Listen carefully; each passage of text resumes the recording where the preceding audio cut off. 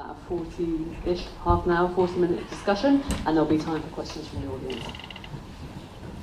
So, yes, as a former member of NIF, Yachad, and a playwright, I'm in heaven right now. This is all my worlds colliding. And just a note, I mean, we'll get to the play in a second, but Guy and the actors, I don't know if they're still here, but well done. I read the play. Absolutely.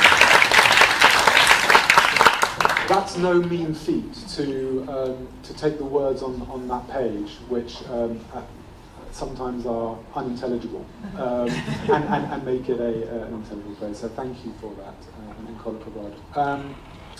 Yes, so let's very quickly introduce, and then we'll get to a discussion, hopefully. So Michal Sfard, on the very end, has been called by the New American Foundation as Israel's leading human rights lawyer. For our purposes, he's Israel's leading human rights lawyer, and also represented Adam Barete in the second hearing, which we will hear more about in a minute. Guy Ben-Aharon is the co-translator and director of the hearing. He is the founding director of Israeli Stage in Boston, as well as, it turns out, stages for France, for Germany, for Switzerland, for Austria. You've made an absolute career niche here. I want to hear more about that. And Atira Winchester is Eurozone Fund's programming director, and before that you were at JW3, head of creative learning, so welcome home. So Michal, I want to start with you, and I just want to get a little bit of context, because this of course was the beginning of quite a big deal in Israel. Can you tell us how you got involved with Adam and this case? Well, good evening.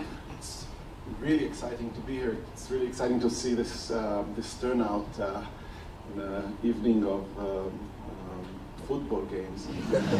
So I'm really humbled by this. And thank you again to the actors and to you. It was superb. It was really also encapsulated the Israeli way of discussion. Getting one into each other and speaking all together. And, what happened immediately after this hearing was that Adam did two things. One, he passed a copy of the recording of the hearing to Haaretz. And that was a very smart thing to do. And the second thing was he contacted me. And it was clear immediately after listening to the audio that this is not a hearing. This is not illegal. This event has not provided him with his rights before termination of employment. And when I got into the picture and we sent a letter to Ort, by the way, part of the things that were in the public discussion around the hearing was that the executive director of the Ort network of schools, who was not in the hearing, went on an interview spree in Israel, saying no person that ever doubts the IDF morality will ever teach in his schools. So they were sitting here doing this hearing while their big boss already concluded what should be the result. We sent immediately a letter saying this is not a hearing. Their lawyers immediately understood they have a problem and scheduled a new hearing, another hearing. And that new hearing was when the two parties have already lawyered up. What can I say? Adam was completely right in understanding what the regulations of the Ministry of Education were about teachers expressing their views in civic, in philosophy classes, in discussions over current events. These regulations came from way back, from when Shulamit Aloni was Minister of Education, from the Rabin government, and suddenly it wasn't changed. These days, these regulations are being changed. And so the second hearing ended up with him not being fired. He stayed in that class. Sapir also has not moved to a different class. He made a big gesture, met her, and talk to her and straighten things up with her and continue to be her teacher. 1 year later, when Ort went through a budget cut, he was one of the first to be fired.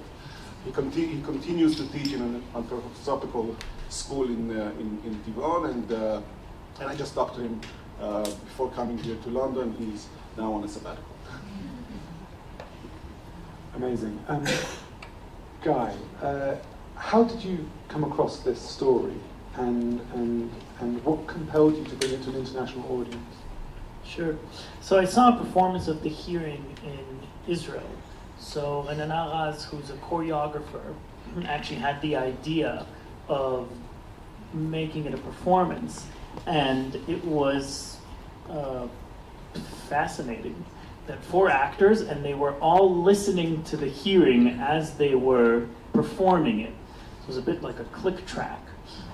And right away, I thought that the central question for me was a question of when are people and when are people hiding behind institutions?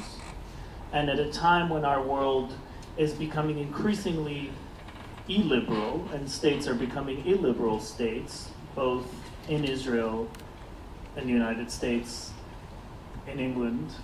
That is a question that is very important for us to tackle, because otherwise, how do we maintain a society which embraces democracy, which embraces freedom of speech, and which embraces a multiplicity of opinions? And this specific hearing, I think, showcased a time in which educating for a democracy was challenged. And unfortunately, as we know from history from January 2014, the decision that was made was not the decision towards going towards an education towards democracy. And what has the response been in the international community when you've performed this? Because you performed this in America. Right. So we should say that the English language version was co-translated by me and Natalie Feinstein, and we performed it first at Emerson College, which is a college in Boston, and there was a dialogue thereafter with 4 university presidents, and they took it as a platform to talk about freedom of expression on their colleges. And this took place 2.5 months after Charlottesville, when KKK marched through the streets shouting heinous things and inciting hate.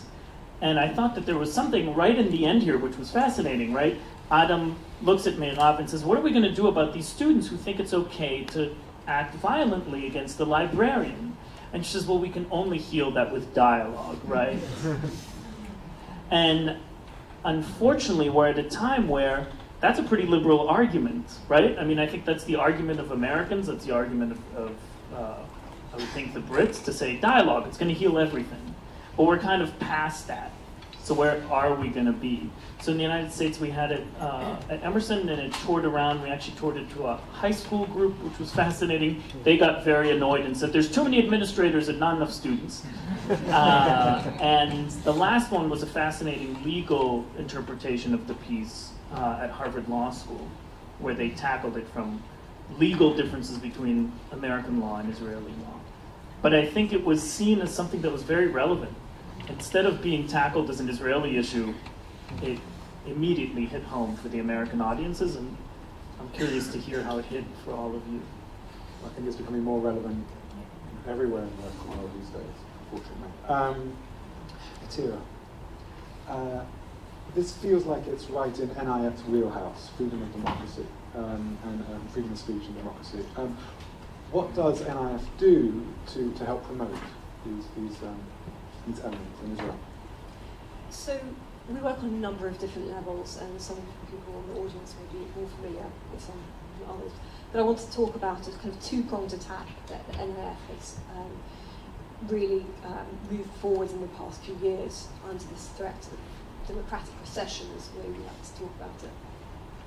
So one of them is really about defending the defendants. So we work with our grantees, ACRI, B'Tselem, Breaking Silence, and many others who are under threat by the political climate, by the corridors of power, and we bring legal counsel in many different forms. Sometimes it's in the form of the Sfard, but also the Human Rights Defenders Fund, HRDF. And they know, therefore, that when they work in this area, they have legal counsel, they have support on the greatest level that we can provide. And the second part of that approach is about giving information to the public so that they understand that the freedom to protest and the freedom of expression is not only not illegal, it is a cornerstone of democracy. And that is a piece that we facilitate in many, many different ways.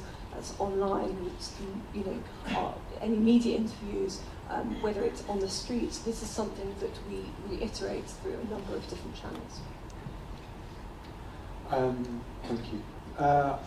I promise I will open the panel up in just a second. I have just one more question for each person.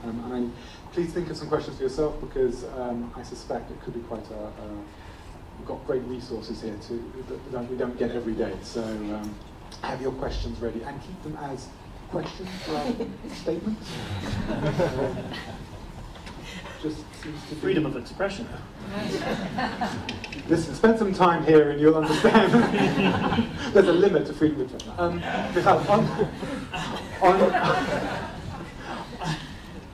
On the issue of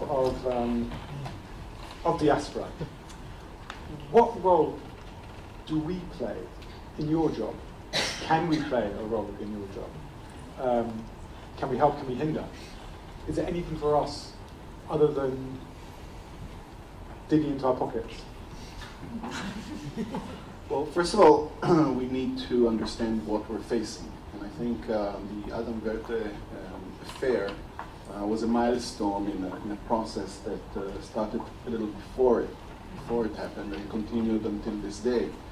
What we saw here was, what was chilling about it, is that we're seeing educational professionals, figures, who internalized completely an artificial division of what is political and what is not political.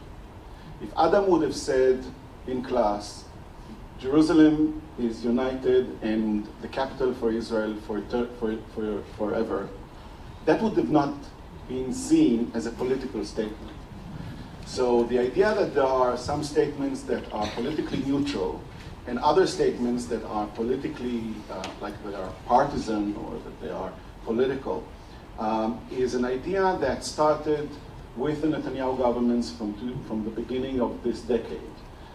And a kind of adoption of an official ideology that has to be followed by civil servants, by state officials, by educators. And this is, of course, extremely dangerous. While as in the narrow sense of the word, this is a case I won, in the wider sense of examining it, I think we've lost, because the chilling effect that Adam Verte affair has caused is enormous. If you talk today to teachers, they don't need this headache. They just would skip the minefield of talking about controversial issues in class. Just think of a teacher, and mind you, we're talking about senior students who next year are going to go, some of them, to the army. Think of a teacher who wants to talk about the borders of the state of Israel. There's no way to talk about, even the concepts which she or he chooses to use are all drowning in controversy. And then one of the students will post something on Facebook, and that's that, they have a hearing. And the same goes to the arts world, and the same goes to the academia, and the same, and that's what we're seeing is the collapse of the pluralistic, human rights respecting vision, and shallowing and trying to adopt a very shallow understanding of what democracy is as a almost technical issue. And now to your question. Sorry. I think that the Israeli society. I mean, first of all, I want to make sure that you all understand this is not going on smoothly. There is a battle.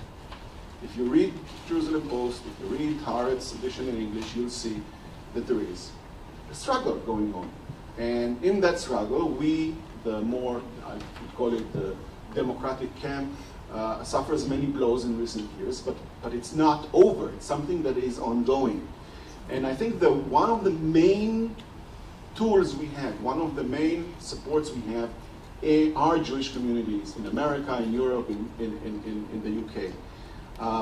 Because Jewish communities play a very big role in Israeli politics. And what Jewish communities say and Jewish leaders around the world say matters in Israel. I'm not saying that is a decisive factor, but it is definitely a very important thing.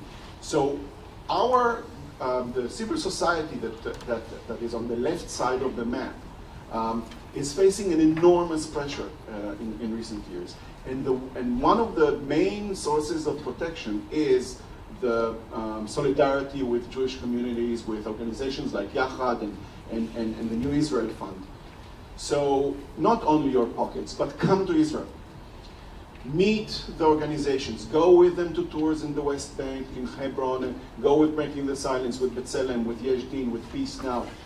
People see that. They know that. They know that we are in touch with all of these communities. They know that if we are being targeted, there are Jewish communities around it.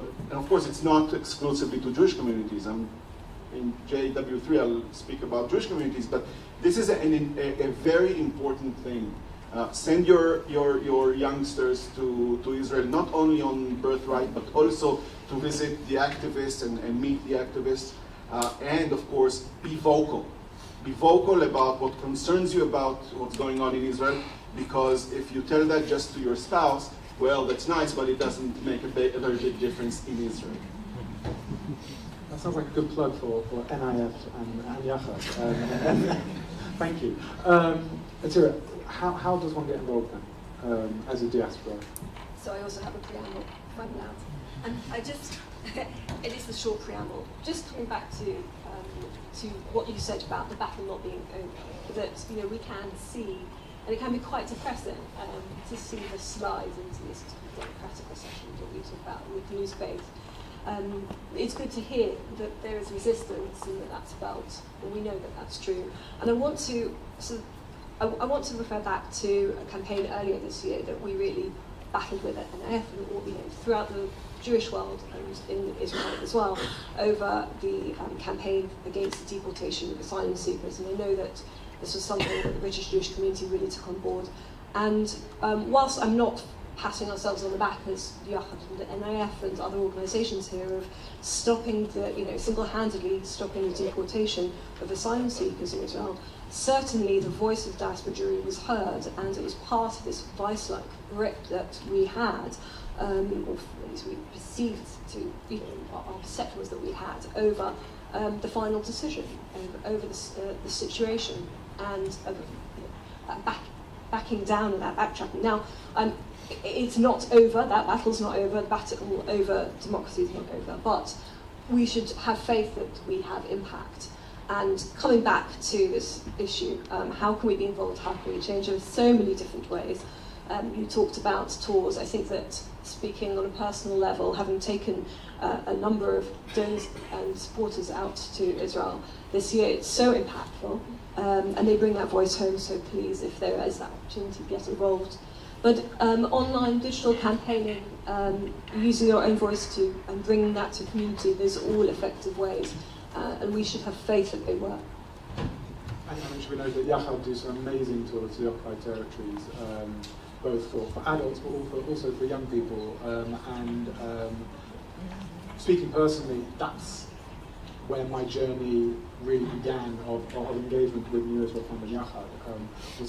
Was meeting Breaking the Silence, was meeting someone from Yesh Din, from Akri, from some of these places, and seeing what's going on the ground. And failing that, if you can't, then obviously coming to Yachad and NIF events is obviously useful. Guy, you talking of the diaspora and freedom of speech and lack thereof, you premiered Joshua Sobel's The Last Act. Just for context, Joshua Sobel is probably Israel's premier playwright, and a lovely guy to boot. But why is it premiering outside of Israel? Yeah, so in the same way that Michael spoke of self-censorship from a teacher's point of view, saying, I'm just not going to tackle this thing in the classroom and just move on, Israeli theaters are becoming increasingly censored. And I think actually the censorship is much worse than censorship that's from the government. It's self-censorship. What happened almost 2 summers ago, there was an Arab-Israeli theater by the name of Al-Meidan, and Miri Regev put a threat on it, as well as, several members of the government put a threat on it, and saying that they're going to defund it for having staged a piece which spoke about a Palestinian who was in jail. It wasn't a hugely controversial piece, I think. I read the text. I didn't think it was hugely controversial, but it portrayed this person as a human being, which was a threat. What happened afterwards was that the theater was defunded. None of the artistic directors of the National Theater, Habima, of the Kameri, of Bet Lesin, stood up and said, you know what, our theaters are going to be dark for the next week, in solidarity with our colleagues who've been silenced. They continued operation as normal business, which then signaled to playwrights saying, if you're going to write something political, we're not really that interested. So what you see today in the Israeli theater scene, and I have the privilege of going and seeing about, I would say, 40 plays a year there, is art that sometimes deal with politics, and if it's contemporary and deals with Palestine, the only thing you would see is satire. You'd never see a show that takes it head-on seriously in the big repertory theater. And that's a real frightening reality. So what happened was Joshua Sobel, 2 years ago, after the Intifada of the Individuals, wrote this play, The Last Act, which deals with the Israeli-Palestinian conflict, sends it to a bunch of theaters, and hears one no, and the others don't even respond to him. Now, he is Israel's most famous playwright. So Israeli Stage in Boston chose to do the world premiere of it to give voice to this.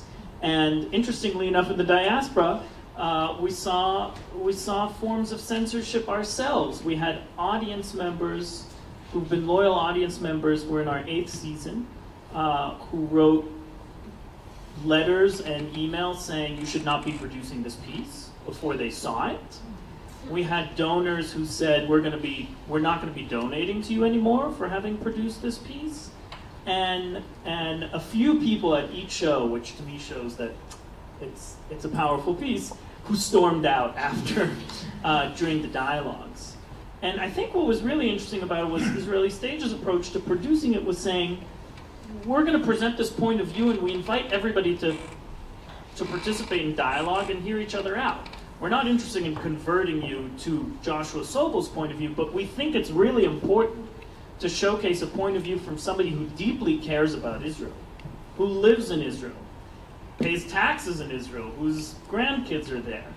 And what was shocking to me was the amount of people who wrote saying, Joshua Sobel is anti-Israeli, or Joshua Sobel is anti-Semitic. And the organization is now an organization that is anti-Israel or anti-Semitic. And I think what we're seeing in the diaspora is a split between people who are choosing to embrace an illiberal state or criticize it. And on that note, questions? Can we get some lights on the audience? Do we have some That would be wonderful. There's one on each side. Yes, you had your hand up first. What an attractive group. Well, there's a microphone coming to you. Okay. Oh, okay. Is that right? Yes, let's go with you and then the gentleman in front of you. I was privileged to go with my family on the first Yachad trip to the West Bank, and it really, I agree that it should be encouraged for as many people as possible to go on these trips, because it really is an eye-opener.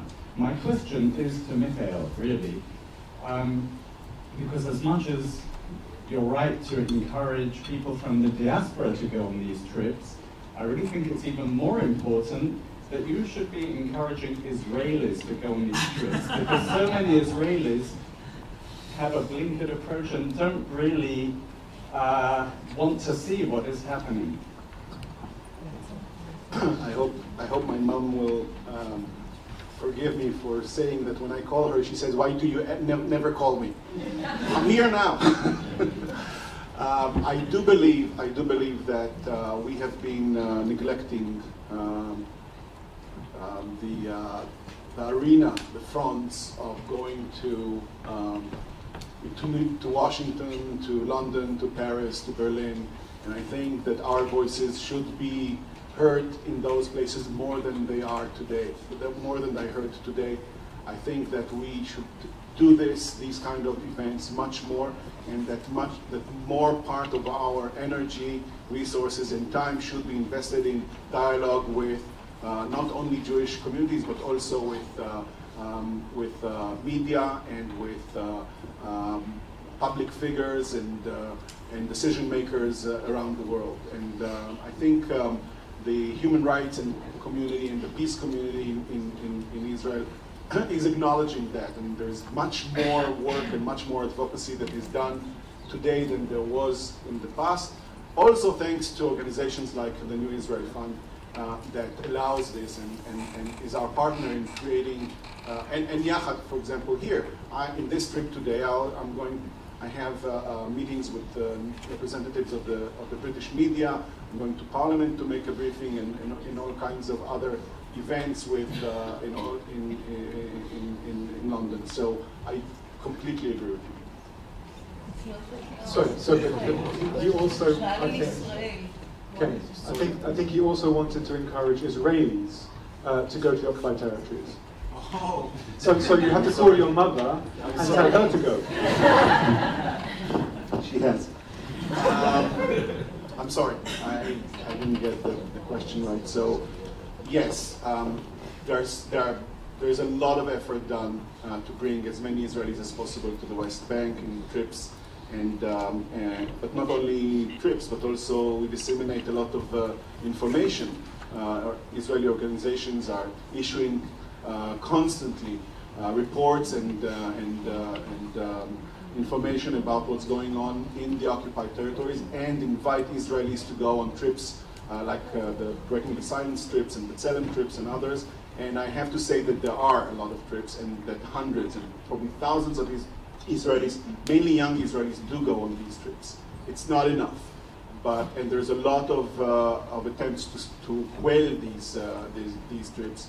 I'm the legal advisor of Breaking the Silence. Every Friday we have issues with buses full of Israelis trying to get into Hebron to hear the instructor from Breaking the Silence, and they're being stopped and by the settlers and by the army, and we have to deal with it all the time. But yes, you're also right on the point that you made. We have to excel in that. Hannah. Just a quick plug, if you are interested in visiting the West Bank, pick up a flyer at the door at the end with a list of all the trips that are coming up in the next year. Good plug. Hi, my name is Marco. I just wanted to ask a kind of advice question. So I'm part of a new group of young Jews that's trying to change the British Jewish community's support for the occupation, which we think is the main thing we can influence. Going on trips is great, giving money is great, but we as British Jews can influence the British Jewish community. And we've done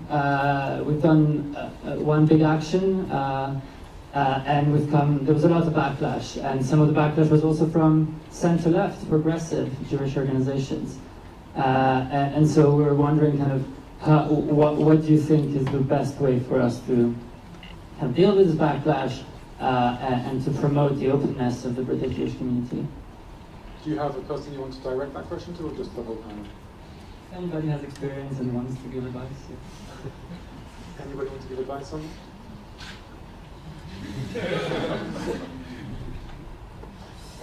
I'm not part of the Jewish community in the UK, but I can just say, don't give up.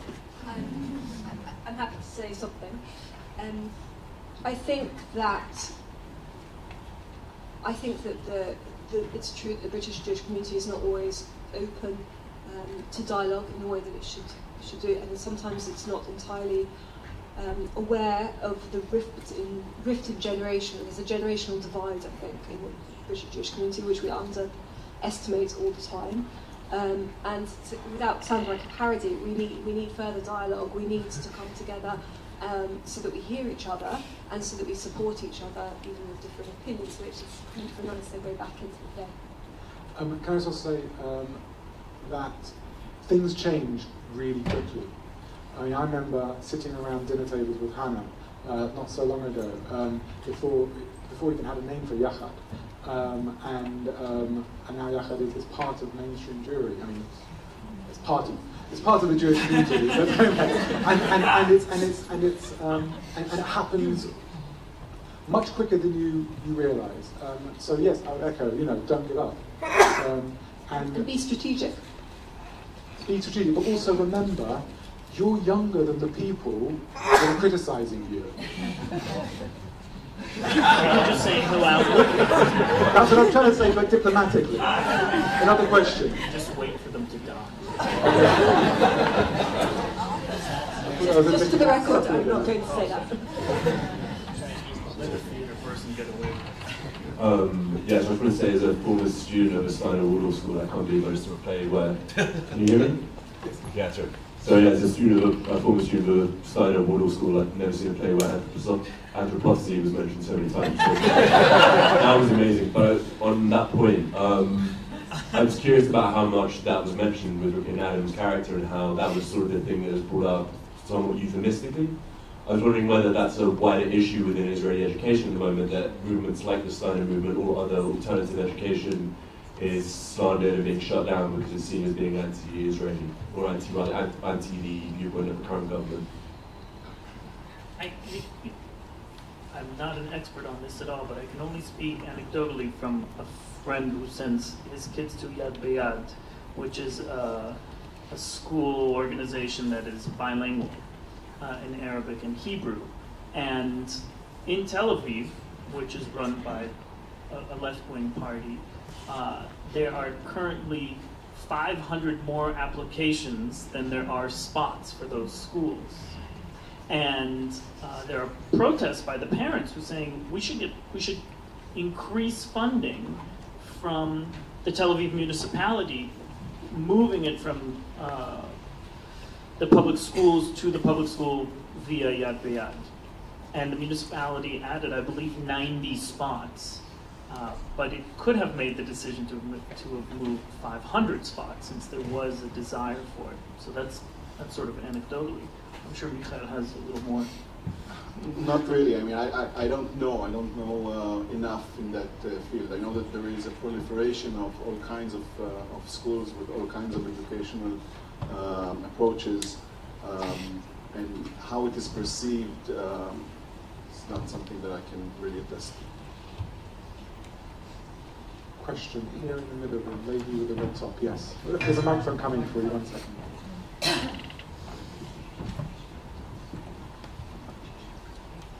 Thank you all so much for this wonderful, uplifting evening.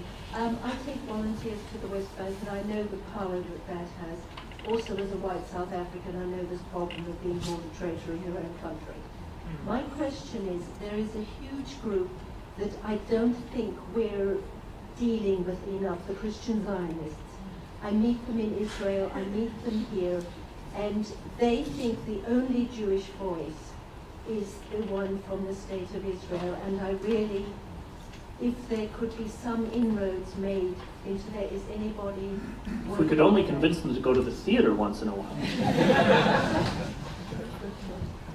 Is there, are any of the organizations actually targeting them or making inroads?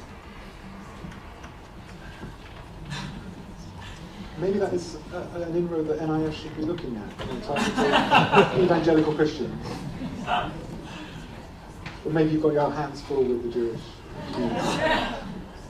I'm not ruling it out. But it is, I mean, it is actually a very valid point It's a very valid because, point, and we should be aware of the power that sits there.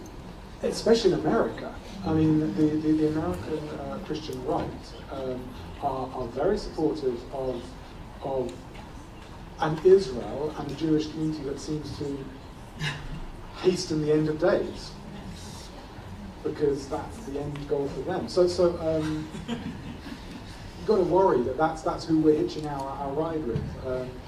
But yeah, maybe we should brainstorm later on and work out how we can. Say again?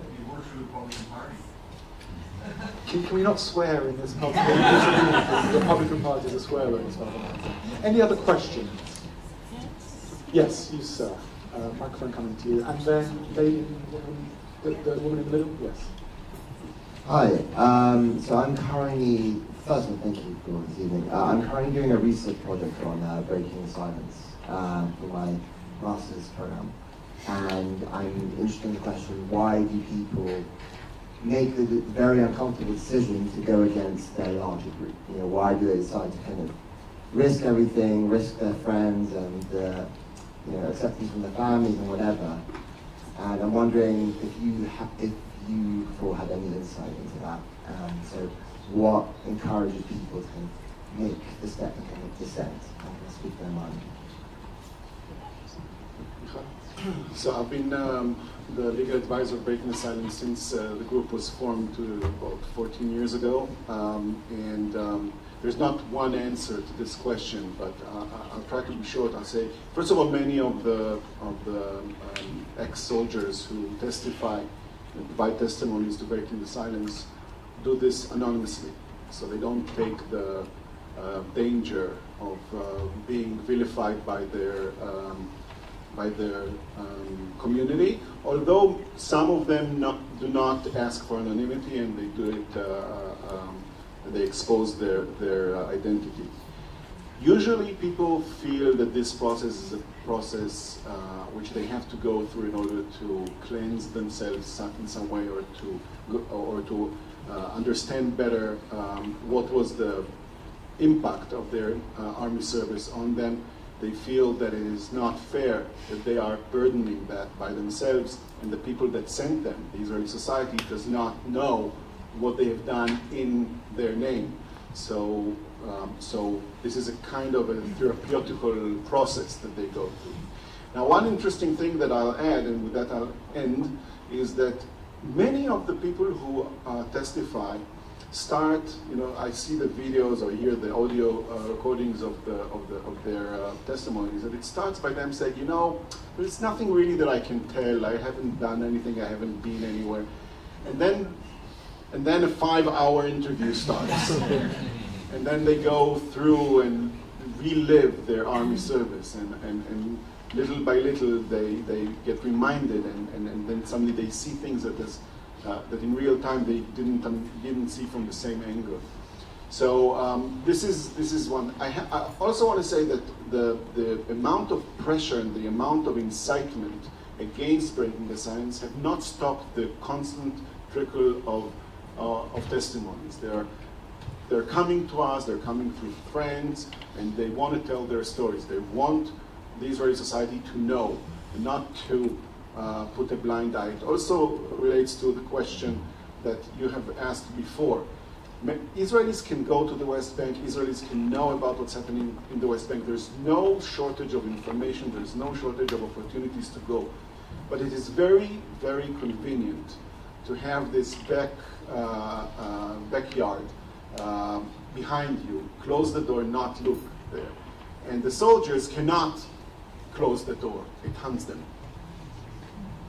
And just on that point, I mean, I got involved with NIF, as I said, having gone on a tour. I met some of the family members of Breaking the Silence and other organizations, Yachad and Atira and etc. And the thing that stuck with me, that struck me so strongly and is still stuck with me, is how passionate they are and how motivated they are to make Israel a better place and for their values to be represented in the Israel that they want to live in. Because so many Israelis of that generation, and they tend to be young, of that generation, you have a choice. After army, you either stay and you try and make a life, or you leave. And it's amazing to see the passion that they have for that. We have time for maybe one more question. I'm getting there's a lady in the middle here, microphone coming. You've had your hand up a couple of times. Might be more audience. Thank you. I was really interested when you made the point that you'd taken the play to Harvard Law School, and that they pursued it in that sort of broader way. And I just wanted to link that with the sort of intergenerational comments about the oldies dying off, because no platforming is something that concerns young people, not older people in this country, and seems like a real danger, and certainly inhibitor of any sense of dialogue, or young people developing the capacity to develop arguments. And it really worries me about Israel, Zionism, anti-Semitism particularly, but other things as well. So I was really interested that you raised the point that Harvard Law School had taken it in a broader way. Yeah, I think there's two things I would just say. I founded Israeli Stage in 2010 while I was still in college, and everybody used to say, God, everybody in the theater is a group of blue hairs.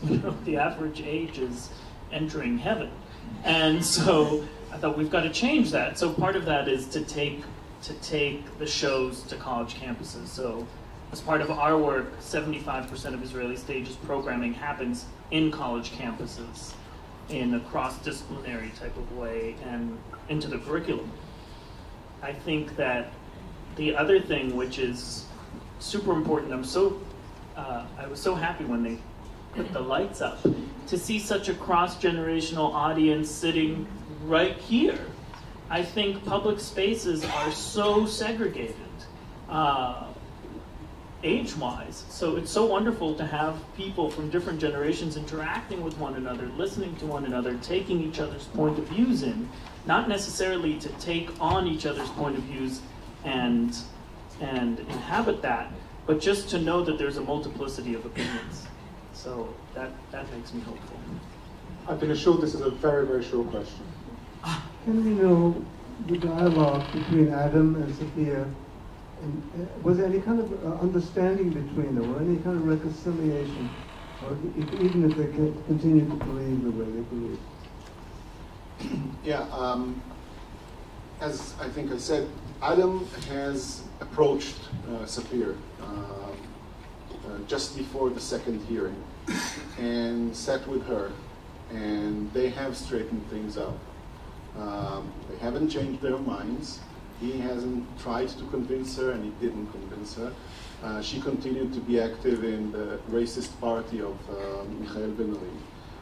But they have reached some kind of modus vivendi which enabled them to continue the year in the same class. And on that note, the positive, uplifting note sort of, thank you very much. I want to thank Michal and Guy and Atira and the actors for putting on such a fantastic performance. I want to also say that if you've enjoyed listening to Michal talk, then I would recommend that you go to the Literary Salon tomorrow night. It's sold out, so you can't do that. I would recommend that there's an article in the Guardian at some point. There's the BBC World Service will have an interview with him. There's also a book, and the book will be on sale outside. The book is called. Oh, the book is right here. Nobody wants that. The book is called The Wall and the Gate, and it'll be on sale immediately after this event, right here. And if you talk to Michal very kindly, you might get lost. Thank you very much, guys. Well done.